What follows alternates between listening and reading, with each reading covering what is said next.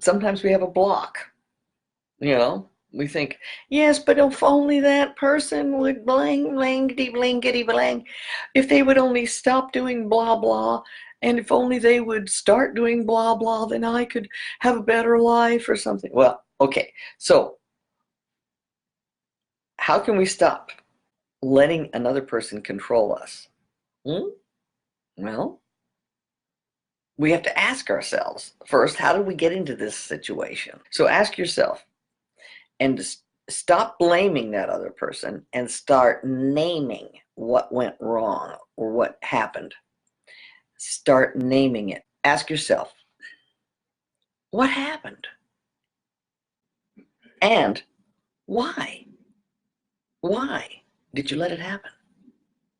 Sometimes we have deep needs in us, and those deep needs are so strong that we allow ourselves to disobey red flags that have been going off. Like, oh, I don't know, maybe you shouldn't fall for this. If we think back, was there a red flag? And once we figure it out, oh, what was that red flag? That was the weakness because we didn't listen.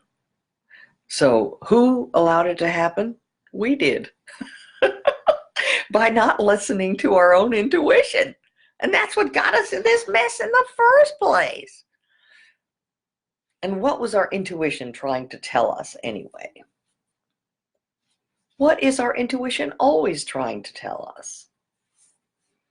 Our intuition is trying to tell us what will help us, what will protect us, what will nurture us, and what will be good for us.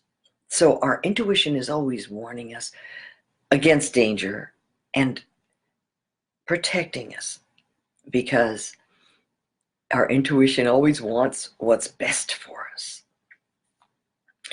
That is so important to remember. And the only reason why we don't listen to it is because of a lack of trusting that we can get our needs met a better way. We need to find peace and trust in our own higher power that wants to help us. Right? Well, we have a wonderful resource at our and it's not disposal disposal it's not at our disposal, because we don't want to dispose of it. But the trouble is, we do dispose of our intuition sometimes. We don't want to listen to it. Our intuition is our most valuable asset. It's invisible, and it's there with us all the time. It's our survival instinct, and it's telling us what is good, what will help us rather than what will hurt us. So it starts with trust, trusting in our higher power that has good intentions for us. And a lot of times we don't trust our higher power. Why? Because when we were little, maybe everybody looks up instinctively, looks up like at their parents like they're God. And if we didn't have perfect parents, and how many of us do? Who does have perfect parents? Nobody has perfect parents.